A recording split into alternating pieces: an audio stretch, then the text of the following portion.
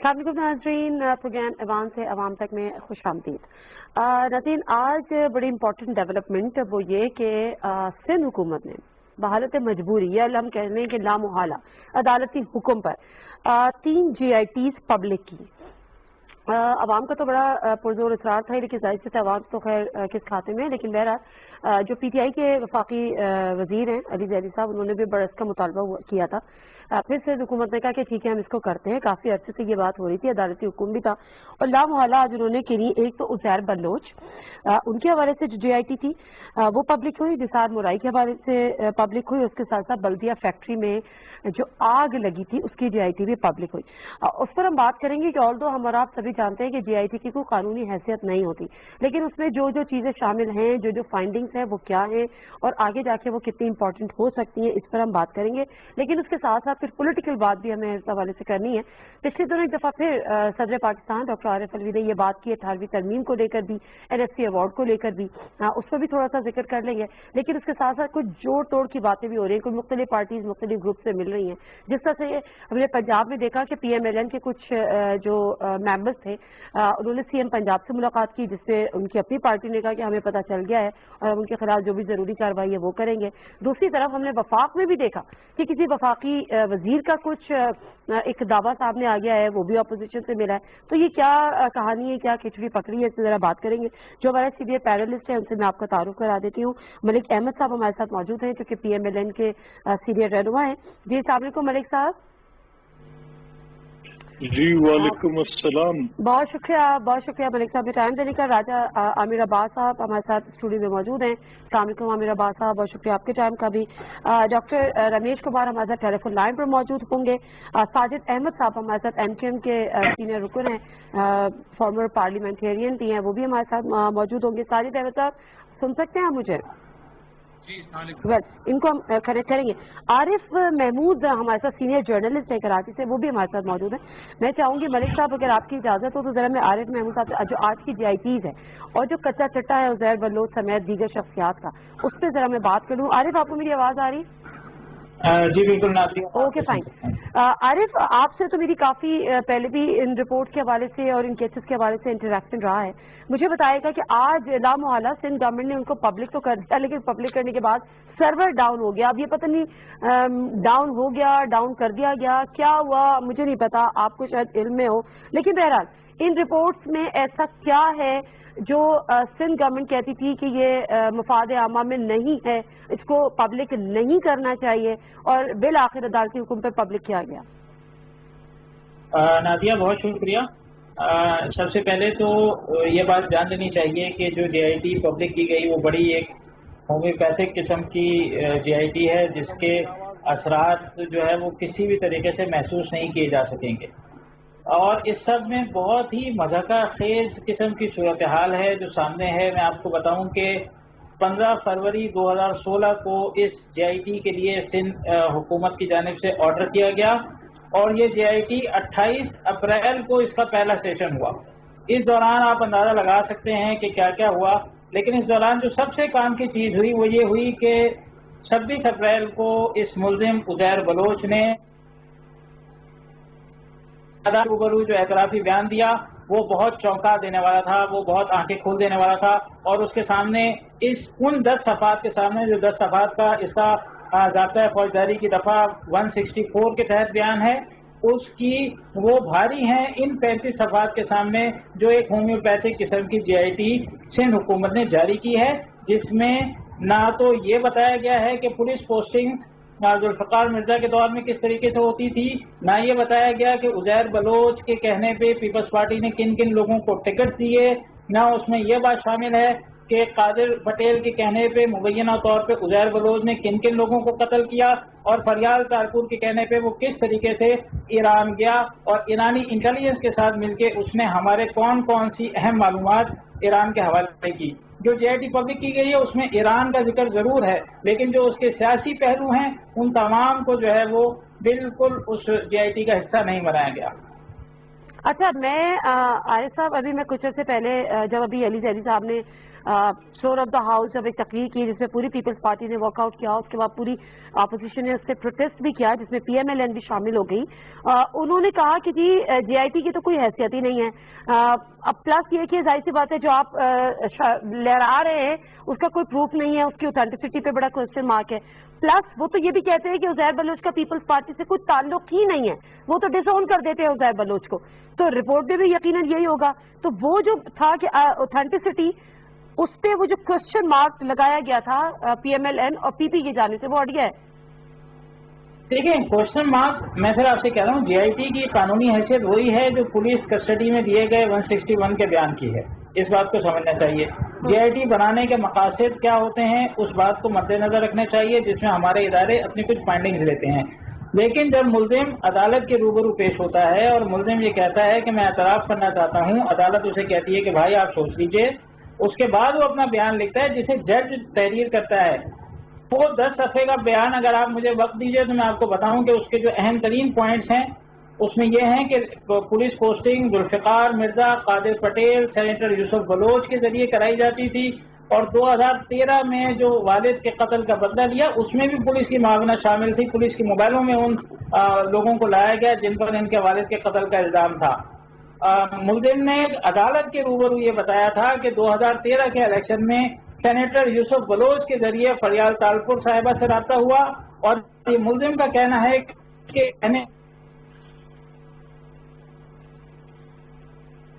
اچھا ملک احمد صاحب، یہ تمام ویسے تو ہمارے لیے انکشافات نہیں ہیں، ہو سکتا ہے آپ کے لیے انکشافات ہوں، کیونکہ اس وقت جب یہی تمام باتیں فلور آف دا ہاؤس علی زیدی صاحب نے کی تو پیپلز پارٹی کو تو برا لگنا ہی تھا، قادر پٹیل کو برا لگنا تھا، لیکن پی ایم ایل این کو بھی برا لگ گیا. پی ایم ایل این کو کیوں برا لگا؟ جی نادیہ، آپ کا بہت شکریہ. دیکھیں جوائنٹ انویسٹیگیشن ٹیمز جو ہوتی ہیں یہ جے آئی ٹیز ایک انویسٹیگیشن کی رپورٹ مرتب کرتی ہیں. یہ ان کا اوپینین ہوتا ہے اور وہ اوپینین فارمڈ ہوتا ہے based upon certain evidences, certain circumstances. اس کی کچھ 2 یا 3 ڈائمینشنز ہوتی ہیں جو کہ بڑی امپورٹنٹ ہیں، جو آپ کے اور میرے اور آپ کے ناظرین کے نالج میں ہونی چاہیے. اچھا، اگر آپ ایکسٹیریئر فیکٹرز جن کا بھی ذکر ہو رہا تھا ان کا بھی حصہ رکھیں گے جے آئی ٹی میں کہ وہ کیا، اگر ایک شخص کے آپ نے کرمنل ایکٹ سارے پروب کرنے تو اس میں آپ ان کی یہ پروب کرتے ہیں اور دیکھتے ہیں کہ آپ نے اس شخص نے کون کون سے وہ جرائم کیے، ان کی یہ فہرست، ایک تو فہرست مرتب کرتے ہیں. پھر ان فہرست کے اوپر وہ ایک جرم کی کون سی شہادتیں ہیں جو کہ جے آئی ٹی اس کے اوپر تلاش کرتی ہے یا اپنے ان جرائم کو سبسٹینشیٹ کرنے کے لیے کہ یہ جی اس کے فلانے سیٹ آف ایویڈنس ہے، اس کی بنیاد پر. ملک صاحب بڑی معذرت کے ساتھ ٹھیک ہے، جے آئی ٹیز کی قانونی حیثیت کیا ہے کیا نہیں ہے، اس میں کیا پروب ہوتا ہے، یہ اپنی جگہ ڈیبیٹ ہے. پی ایم ایل این وہ جماعت ہے جو کراچی کا امن لوٹانے کا کریڈٹ لیتی تھی، اور یہ کریڈٹ وہ بالکل جائز لیتی تھی. آپ کو یاد ہے جب 2013 میں پی ایم ایل این برسر اقتدار آئی، پی ایم ایل این کی حکومت، تو کراچی میں خون کی ندیاں بہتی تھیں، ڈیلی بیسس پہ 20-20 25-25 ٹارگٹ کلنگز ہوتی تھی. تو جب آپ لوگوں نے ان حالات کو صحیح کیا تو یقیناً آپ کے پاس رپورٹ بھی تو آئی ہوگی نا کہ کون یہ قتل کرتا تھا. آیا کہ اس وقت ایم کیو ایم کرتی تھی، یہ گینگ وار کرتی تھی، ایم کیو ایم کے ٹارگٹ کلر تھے، کون کون لوگ تھے. تو اس میں کیا آپ کو لگتا تھا کہ پیپلز پارٹی انوسینٹ جماعت ہے جو ہونے کے باوجود برسر اقتدار کراچی کا امن بحال نہیں کر سکی تھی؟ آپ کو کیا بتایا گیا تھا کہ عزیر بلوچ واقعی اس قابل تھا کہ سندھ گورنمنٹ اس کو پیس ایوارڈ سے نوازتی تھی؟ دیکھیے نادیہ، میں because I am trained the way I am speaking, مجھے اس سے زیادہ بات جو آپ کہہ رہی ہیں، میں کرمنل ایکٹس کی پولیٹیکل سائڈ کی بات نہیں کر رہا. میں لیڈر میں اس پہ نہ ہی کمنٹ کرنا ایک ایسے مقدمے کے متعلق جو کہ عدالت کے پاس زیر سماعت ہو اور ایک جس کی انویسٹیگیشن آن گوئنگ ہو، تو میں اس کی پولیٹیکل اینگلنگ کو آن پرپز نہیں لے کر آؤں گا سامنے، کیونکہ میری کہیں بات کے معنی ہے. اور میں جو آپ سے کہہ رہا ہوں کہ اگر ایک جرم ہے اور آپ نے پہلے ان جرائم کی فہرست مرتب کی ہے اور اس کے بعد ان کی شہادت تلاش کی اور اس کی بنیاد پر آپ نے یہ طے کر دی ہے کہ یہ شخص مجرم ہے تو مجھے کوئی شک نہیں ہوگا اگر عزیر بلوچ کے خلاف وہ شہادتیں جو ان جرائم کے ساتھ منسلک ہیں اور عدالتیں اور تفتیشی ایجنسیاں یہ کہتی ہیں کہ عزیر بلوچ پیپلز پارٹی کی گورنمنٹ کے دوران ان کی سرپرستی میں کر رہے تو they should be charge sheet for that. اس پہ مجھے کوئی شک نہیں ہوگا. لیکن اگر ابھی میں اس سٹیج پر جب ابھی JITs کی رپورٹس جو ہیں اور وہ پراپرلی آپ کو یہ تو علم ہے نا کہ پیپلز پارٹی کی سرپرستی میں یہ سارے کام ہو رہے تھے یا نہیں ہو رہے تھے؟ نہیں دیکھیں میں I will never make such a comment جس کی میرے پاس ایگزیکٹ نالج نہ ہو. سر آپ کو ایگزیکٹ نالج کیسے نہیں ہے؟ مجھے بڑا افسوس ہو رہا ہے ملک صاحب، آپ ہمیشہ بڑی اسٹریٹ فارورڈ بات کرتے ہیں. اچھا ایک سیکنڈ، میں آپ کو بتاتی ہوں، میں آپ کو سر ثابت کرتی ہوں کہ آپ مجھ سے بات کیجیے گا. سر ایک سیکنڈ دیجیے گا، سر ایک سیکنڈ دیجیے گا. I get back to you sir. میں آپ کے پاس واپس آتی ہوں. رمیش کمار صاحب، اگر رمیش کمار صاحب آواز آ رہی ہے آپ کو؟ جی آواز آ رہی ہے. اچھا رمیش کمار صاحب کی آواز تھوڑا سا صحیح کریں. میں ساجد احمد آپ کے پاس بھی آتی ہوں. رمیش کمار صاحب کیا میں اپنے پینلسٹ کو یہ یاد کراؤں کہ doctor Zulfiqar Mirza home minister تھے پیپلز پارٹی کی گورنمنٹ کے، اور زہر بلوچ سمیت پوری لیاری جو امن جو گینگ وار تھا، جو پیپلز امن کمیٹی تھی، وہ ذوالفقار مرزا نے تشکیل دی تھی. ان کو بچے، ہمارے بچے، میرے بچے کہتے تھے، ان کو اسلحہ لائسنس ایشو ہوتا تھا. اب گورنمنٹ آف سندھ ان کو ایوارڈ آف پیس سے نوازتی تھی. سر کیا میں یہ یاد کراؤں یا یاد ہے آپ کو؟ ڈاکٹر رمیش کمار صاحب آپ سے بات کر رہی ہوں. جی آواز مجھے آ رہی ہے. اچھا میں آپ کا کوشچن لے لیا. دیکھیے نادیہ، پہلی چیز تو یہ کہ مجھے آج ملک صاحب سے ویسے تو بہت محبت رہے گی، مگر آج اس کو ماننا چاہیے تھا کہ ماضی کی اگر میاں صاحب کی، چودھری نثار کی، خواجہ آصف کی، احسن اقبال کی اگر اسپیچیں نکالے تو اس ٹائم کی اسپیچ کے اندر وہ MTM کے بارے میں بھی جو بات کرتا تھا، عزیر بلوچ کے حوالے سے بھی پیپلز پارٹی کے جو لنکیج کی بات کرتا تھا جی، اور آج ان کے ساتھ کھڑا ہو جانا. آپ کو بھی وقت یاد ہے جب آپ ادھر ہوتے تھے، آپ نیوز 1 میں تھی اور میں آپ کے پروگرام میں آتا تھا. بات یہ کہ آپ حقیقت کو حقیقت مانے. آپ پیپلز پارٹی سے جو غلطیاں ہوئی ہیں ماضی میں وہ مانے کہ ہاں ہماری غلطی تھی. غلطیاں ہوئی ہیں وہ مانے، لیکن وہ تو نہیں مانیں گے. لیکن افسوس یہ ہو رہا ہے کہ وہ PMLN جس نے کراچی کی رونقیں بحال کی اور انہی کے خلاف جنگ لڑی، وہ آج کہہ رہے ہیں کہ ہم کو بات نہیں کر سکتے مقدمہ طور پہ. میں آتی ہوں آپ کی طرف، میں واپس آتی ہوں. ساجد احمد صاحب سے یہ بات کرنی ہے.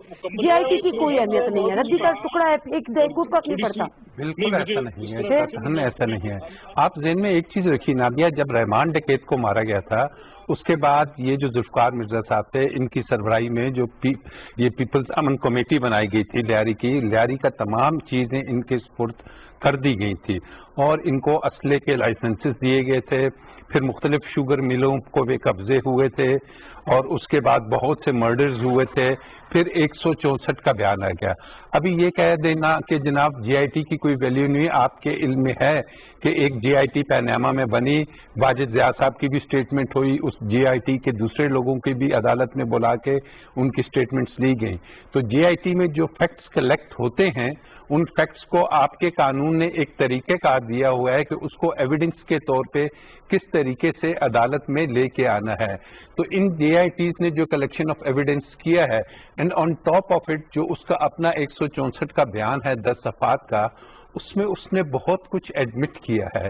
اب اس ایڈمیشن کو لے کے آگے بڑھنا ہے. آلدو اس کا ملٹری کورٹ میں ٹرائل بھی ہو چکا ہے، سزا بھی ہو چکی ہے عزیر بلوچ کو.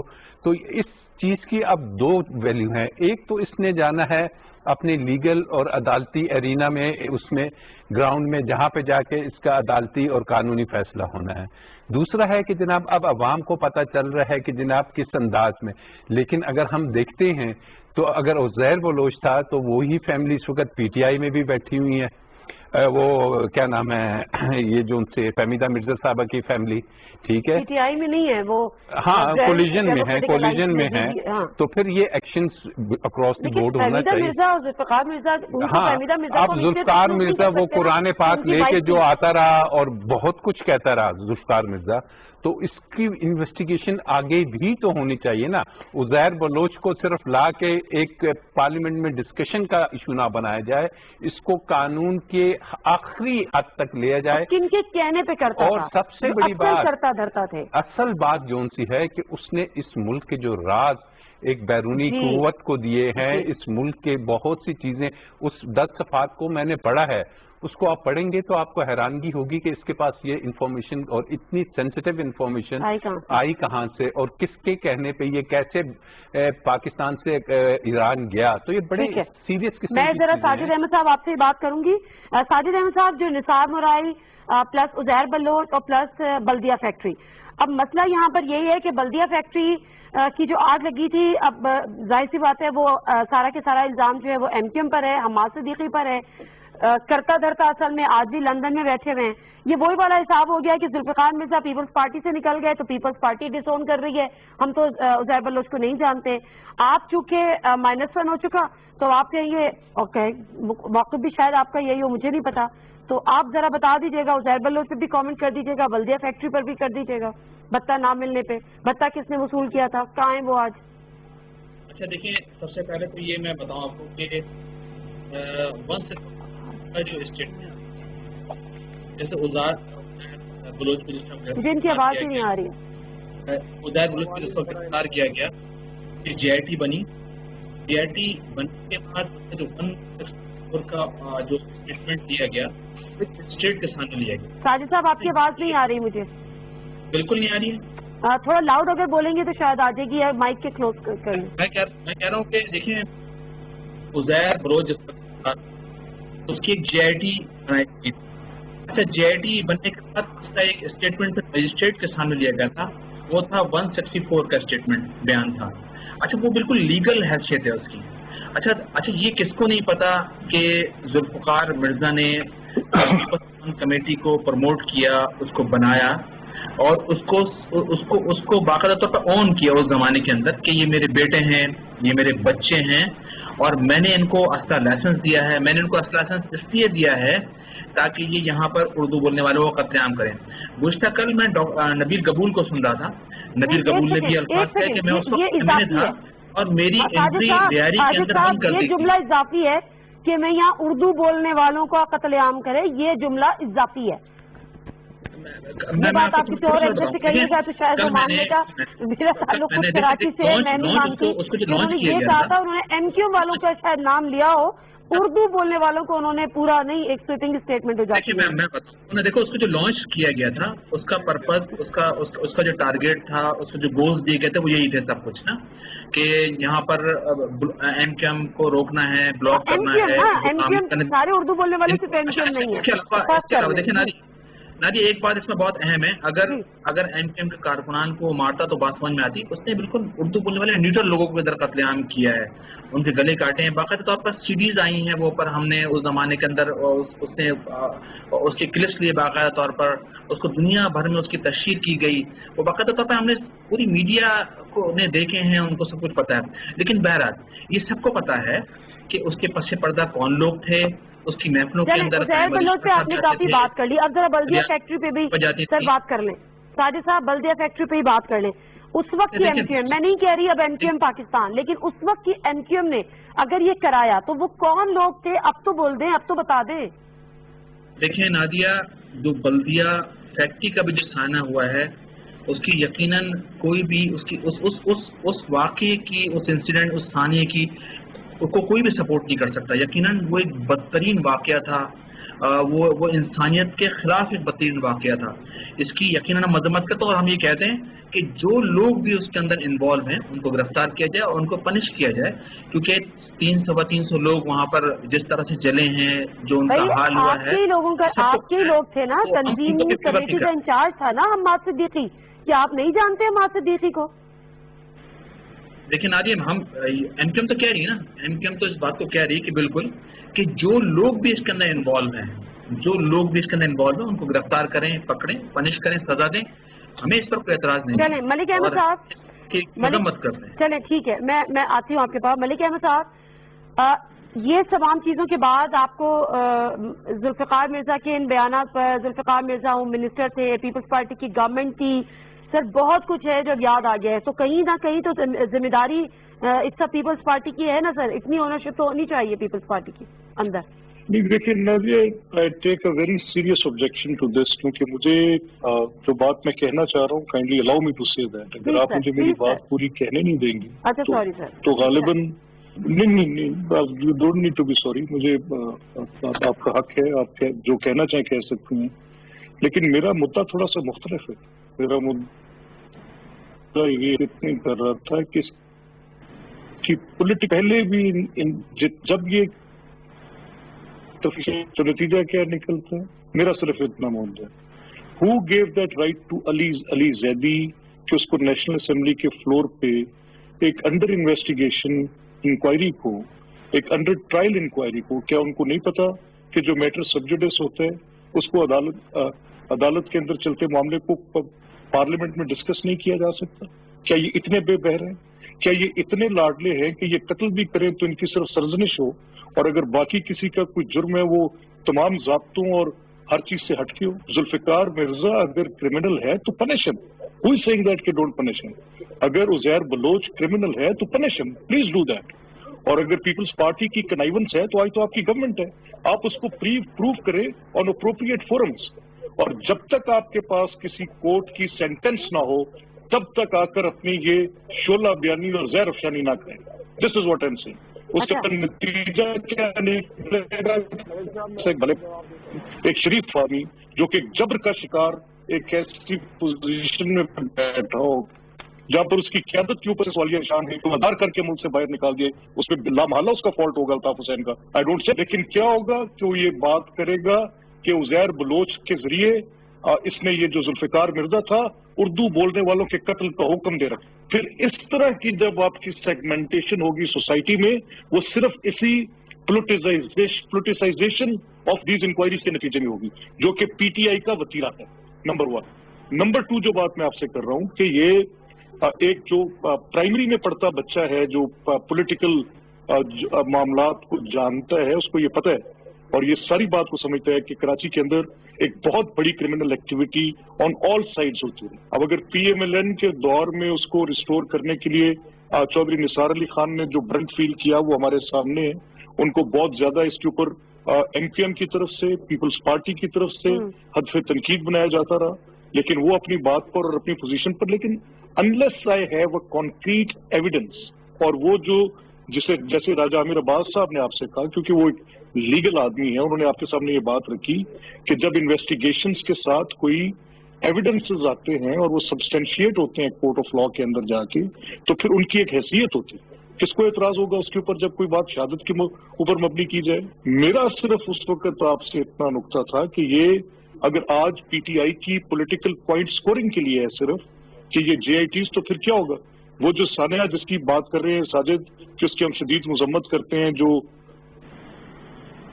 بلدیہ فیکٹری، تو کیلس ایکٹ میں نے ریسنٹ ہسٹری میں دنیا میں کہیں نہیں سنا. بارنگ ورلڈ وار کے بعد آپ لے لیں 1950 کے بعد سے، آپ مجھے بتائیں کہیں پر لوگوں کو لاک کر کے 200 لوگوں کو جلایا گیا؟ مجھے تو اس کی مثال نہیں ملتی. لیکن پاکستان میں یہ ہوا. تو پھر واٹ ٹو سے اباؤٹ؟ اور اگر یہ پولیٹیسائز ہوتا رہے گا تو پھر اس کا نتیجہ یہی نکلتا رہے گا جو آپ کے سامنے. بالکل صحیح کہہ رہے ہیں، کوئی مثال نہیں ملتی. میں ملک صاحب، میں تو مجھے یہ یاد ہے کیونکہ میں نے وہ چیزیں کور کی تھی، اور میں آج تک ان ماؤں کی اور ان بہنوں کی وہ آوازیں اور وہ چیخیں میں بیان نہیں کر سکتی، بیان سے باہر ہیں. اس کے ہم نے فالو اپ بھی کیے کہ اس وقت جو قیامت اس سکرے کا منظر تھا، اس سے کم شاید قیامت ہو ہی نہیں سکتی کہ وہ جو باہر لوگ کھڑے ہوئے تھے اور کھڑکیوں پہ جو ہے نا وہ ان کے پیارے کھڑے ہوئے مدد کے لیے چیخ رہے تھے، اور سب کو پتا تھا کہ وہ آگ سے جل رہے ہیں. آپ راجہ عامر عباس صاحب مجھے یہ کہہ رہے ہیں کہ جے آئی ٹی کی جو انہوں نے بات کی کہ یہ پولیٹیکل پوائنٹ اسکورنگ کے لیے، ویسے تو رمیش کمار صاحب سے اس کا جواب لوں گی، لیکن مختصر سے یہ بتا دیں پولیٹیکل پوائنٹ اسکورنگ کے لیے پی ٹی آئی یوز کریے. کیا کوئی جے آئی ٹی جس کو عدالت بھی کہہ چکی ہے کہ آپ اس کو پبلک کریں، جس پہ عوام کے ظاہر سی باتیں چیزیں سامنے آنے چاہیے، تو اس کو اگر فلور آف دا ہاؤس پڑھ کے سنایا جائے یا بتایا جائے کہ جی یہ جے آئی ٹی ہے، ان لوگوں کے نام ہے، قادر پٹیل وغیرہ وغیرہ وغیرہ. تو یہ پولیٹیکلی اسکورنگ ہے یا وہ آتھورائز نہیں کرنا چاہیے, انلیگل ہے؟ میں سمجھتا ہوں کہ اس وقت عوام کو ان JITs کو آلریڈی پتہ چل چکا ہے, سب کو پتہ ہے. اب آپ اس کو اس فورا پہ لا رہے ہیں, کیا ملک میں اور ایشوز ختم ہو گئے ہیں؟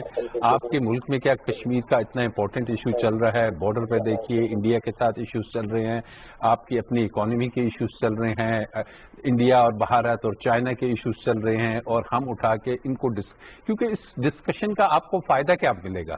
فائدہ کچھ نہیں مل رہا عوام کو. پولیٹیکلی ہے, بالکل یہ پولیٹیکل پوائنٹس کریں گے, ادروائز اس کا عوام سے کوئی تعلق نہیں. عوام کا تعلق ہے کہ اس وقت کووڈ-19 کو آپ عوام کا اس سے بھی کوئی تعلق نہیں ہے کہ جنہوں نے 250 لوگوں کو زندہ جلا دیا عوام کو دیکھیے, جس نے 200 روپے قتل کر دیا, قتل کر کے فٹ بال کھیلے کر کے بالکل سزائیں ملنی ہے آپ کی عدالتی نظام میں, سزائیں ملنی ہے آپ کی انویسٹیگیشن کے سسٹم میں, سزائیں آپ کے پولیٹیکل ایشوز لوگ بھول ہی جاتے ہیں نا, جب تک ان کو ہائلائٹ نہ کریں دوبارہ سے یاد نہ دلائیں. ایسے نہیں ہوگا, ادھر اتنا کچھ ہو رہا ہوتا ہے انویسٹیگیشن میں کہ ان کو سب پتا ہے. سزائیں کا وہ فورا ہے. اس فورم میں آپ نے ٹوٹلی, میں سمجھتا ہوں کووڈ-19 کی بات کریں, کشمیر کی بات کریں, NSC ایوارڈ کی بات کریں, ڈاکٹر رمیش کمار صاحب کہنا یہ ہے کہ یہ فورم اور یہ ٹائم ہی نہیں ہے ان چیزوں پہ بات کرنے کا, because this is all fact, this is all useless. آپ کے پاس دیگر اور ایشوز ہیں, تو کیا پولیٹیکل پوائنٹ اسکورنگ کے لیے PTI نے یہ ان JITs کو اور ان ایشوز کو دوبارہ سے ہائلائٹ کیا ہے؟ دیکھیں, بات جو کرنٹ میٹرز ہوتے ہیں اور ان کرنٹ میٹرز کی ضرور ایک اپنی امپورٹنس ہوتی ہے, بٹ اس کے اندر جو پاسٹ کے میٹرز ہوتے ہیں اس کو چھوڑ دیں.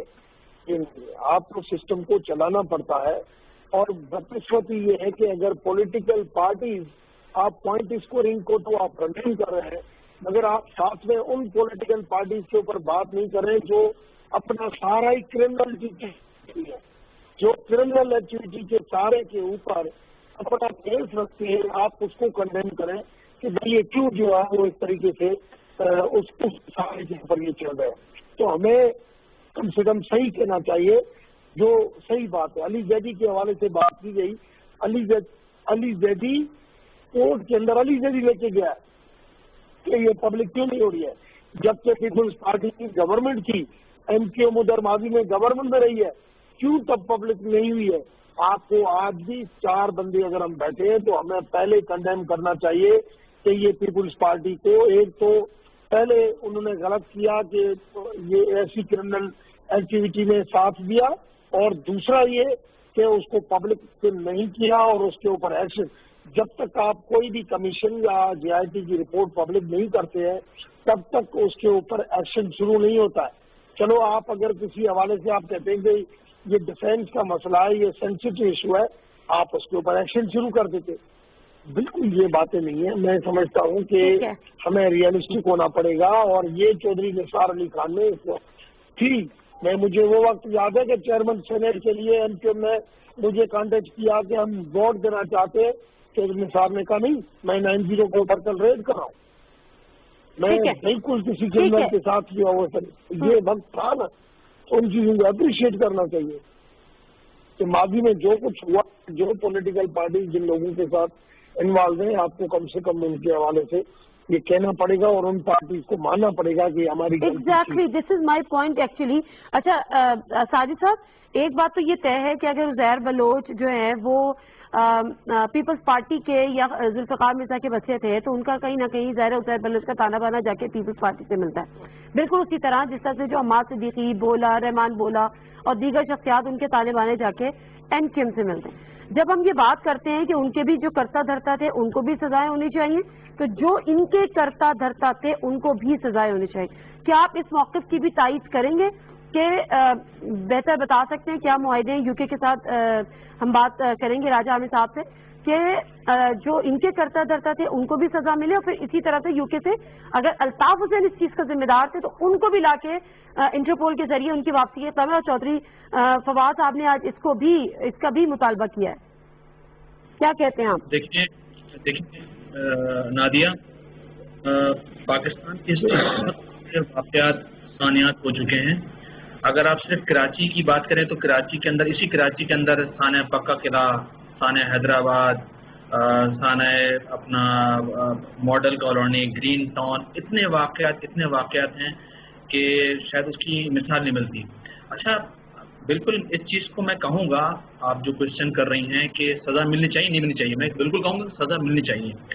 لیکن میں آپ کو بتاؤں کہ اسی کراچی کے اندر کٹی پہاڑی کے اندر سے لوگوں کو، ہزاروں لوگ وہاں آتے جاتے لوگوں کو نشانہ بنایا گیا. بڑے بڑے واقعات سانحات اس شہر کے اندر ہو چکے ہیں. اچھا ہم نے دیکھا یہ ہے کہ جن جو بھی طبقے کے لوگ تھے، جن سیاسی جماعتوں کے لوگوں نے ایم کیو ایم کو لوگوں کو قتل کیا، ان کو شہید کیا، ان کے لیے تو کوئی سزائیں آج تک اناؤنس کبھی نہیں کی گئی. وہ ٹارگٹ کلر آج تک کبھی پکڑے نہیں گئے. پکڑے جانا چاہیے ان کو بھی نا، ان کی بھی JIT بننی چاہیے. ان کو آج تک جتنی بھی سانحات پاکستان کی تاریخ میں کراچی کے اندر، سندھ کے اندر ہو چکے ہیں، اسپیشل 84 کے بعد سے، نے کسی کو قتل نہیں کیا. ان سب کو پنش ملنی چاہیے. پنش اس لیے ملنی چاہیے کیونکہ اس طرح سے اگر پنش نہیں ملے گی تو میرے خیال میں حوصلے بلند ہوں گے. اور پھر جو پاکستان کا جو سیاسی کلچر ہے، جو پولیٹیکل سیاسی جماعتیں جو سیاست کر رہی ہیں، جو جمہوری جماعتیں ہیں اپنے آپ کو کہتی ہیں، پھر وہ تمام چیزوں پہ وہ ڈیمیج ہوں گی. پھر سمجھے کبھی بھی ایک طاقت کے ذریعے تو انسان اپنی بات کو منوا سکتا ہے، جمہوری طریقے سے آئین قانون پارلیمنٹ کے ذریعے کبھی بھی نہیں کر سکتا. مثال کے طور پر اب کراچی کی اگر مثال لیں تو کراچی میں آپ بھی کراچی میں آپ پروگرام بہت سارے کیے ہیں، لائیو شوز کیے ہیں، یہاں موجود رہی ہیں، آتی جاتی رہی ہیں یہاں پر. اسی کراچی کے اندر گزشتہ دنوں آپ دیکھ لیں کہ گزشتہ سے پہلے جو سینسز ہوئے تھے اس میں کراچی کی آبادی کو کٹ کیا گیا.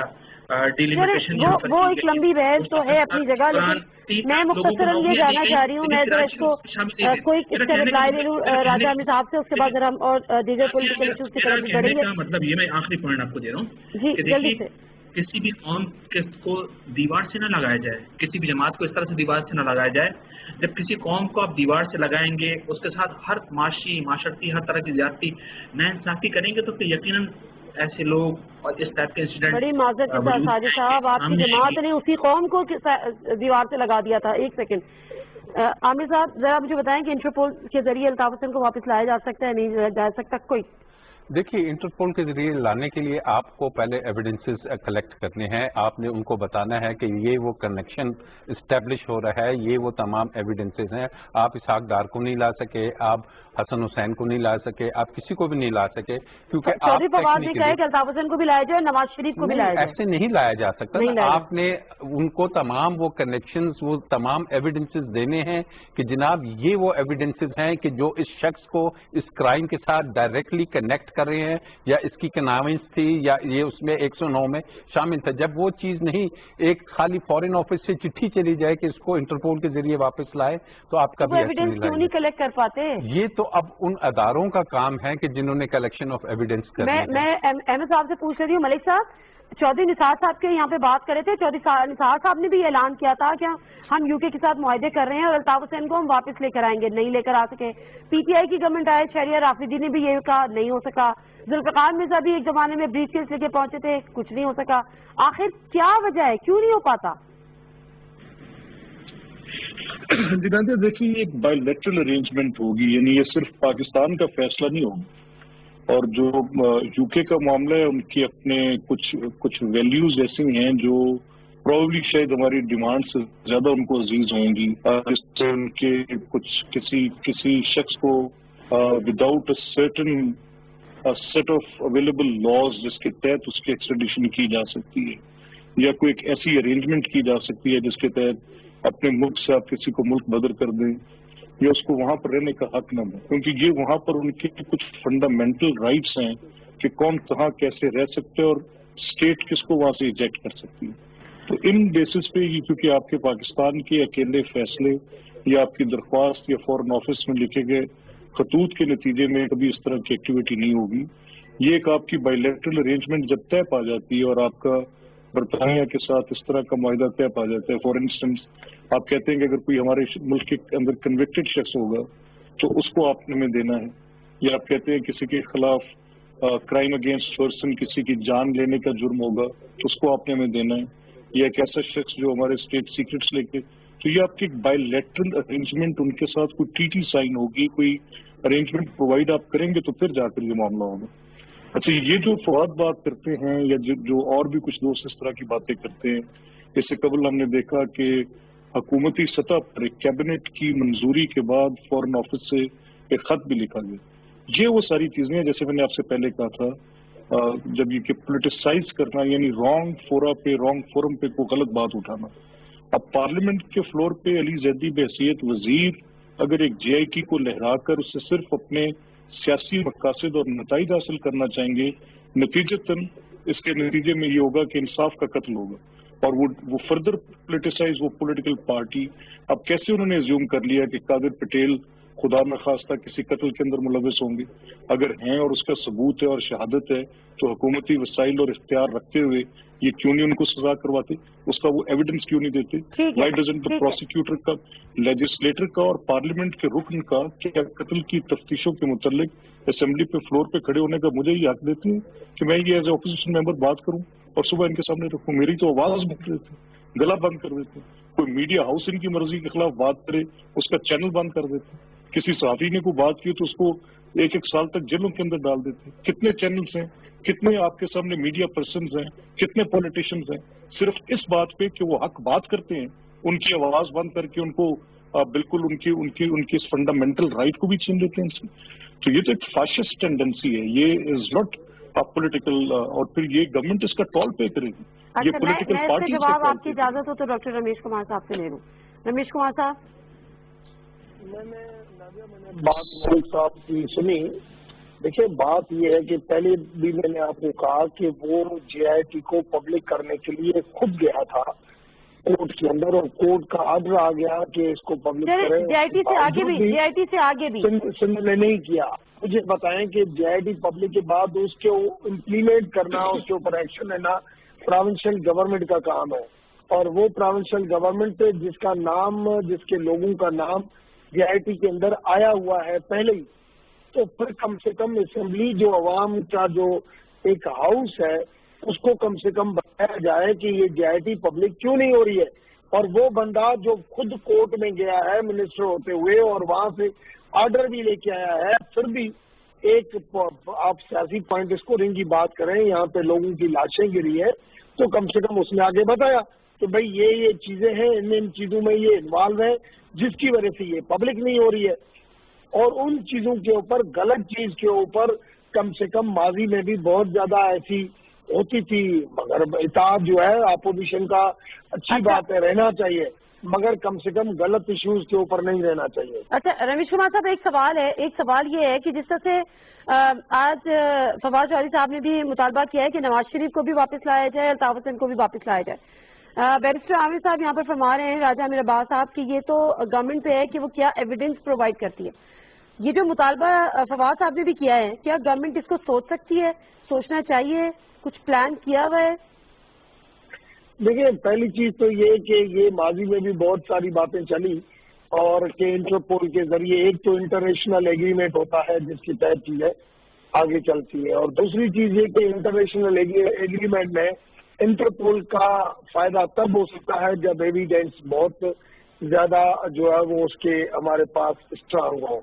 तीसरी चीज ये है कि हम लोकल सतह पे ये भी सोचते हैं कि जिसको लेके आ रहे हैं और उसको सजा तो देनी चाहिए, उसमें कोई शक नहीं है, जो क्रिमिनल है उसको सजा मिलनी चाहिए। अगर क्या उसको इस वक्त टाइम, जैसे आपने टाइम की बात की, तो टाइम जो है वो जरूर करता है, और अगर ये नहीं होता तो मैं समझता हूं कि चौधरी निसार के टाइम के ऊपर अगर अल्ताफ हुसैन को नहीं लाया गया तो अब कहाँ हिस्ट्री बनेगी कि जो है वो ये चीजें इंटरपोल के जरिए होगी और वो जो अल्ताफ हुसैन जो है वो यहाँ पे होगा। तो मैं नहीं समझता, इस वक्त आदमी को उस चीज के ऊपर देखना चाहिए कि किस टाइम पे कौन सा काम करना चाहिए। साहब का शोर जो था, क्या मैं ये समझूं सिर्फ पॉलिटिकल गेन के लिए था, जिस तरह से मलिक अहमद साहब कह रहे हैं? بالकुल देखिए बात वही है, इनको लाने के लिए सीटीज जब तक नहीं होंगी। मैं खुद लेके आया था हमेश खान को यूनाइटेड स्टेट से, यूएस सिटीजन था, बैंक ऑफ पंजाब का प्रेसिडेंट था, लेकिन चूंकि हमारी यूनाइटेड स्टेट्स के साथ एक ट्रीटी मौजूद थी तो वहाँ की कोर्ट्स में मैं गया, उनको मैंने वो एविडेंसेस दिए और उसको कस्टडी में लेके पाकिस्तान आया। लेकिन यूके में सिर्फ अगर आप कह दें कि जी हम एक चिट्ठी लिख के लाएंगे, आप एफर्ट करें, आप गवर्नमेंट है, आप क्यों नहीं उनके साथ एक ट्रीटी कर रहे कि जनाब हमारे जो क्रिमिनल्स हैं जिनके खिलाफ एविडेंसेस हैं वो आप दें। और आपके इल्म में अल्ताफ हुसैन को लाने के लिए दुनिया में पता नहीं कौन कौन सी एजेंसीज किस किस की क्या इंटरेस्ट है, किस किस मुल्क का क्या इंटरेस्ट है, ये वो तमाम फैक्टर्स हैं कि जो बड़े हाई लेवल पे गवर्नमेंट टू गवर्नमेंट अगर होंगे तो तब जाके कोई नतीजा निकलेगा, अदरवाइज ये किसी एमएनए का या किसी उसकी स्टेटमेंट से कुछ नहीं होगा। अच्छा, मैं जरा सादिक साहब एक बात मुझे बताएं, ये जो हम्माद सिद्दीकी हैं और हम्माद सिद्दीकी उस तंजीमी कमेटी के इंचार्ज थे और जो अनीस कायम खानी है जो आज पीएसपी के पता नहीं प्रेसिडेंट है क्या है, तो वो जो है वो उस वक्त एमटीएन चलाते थे अगर मैं गलत नहीं हूँ, ऐसे ही है जिस वक्त ये वाक़या हुआ है? जी बिल्कुल ऐसे ही तंजीम हम पर वो देखते थे।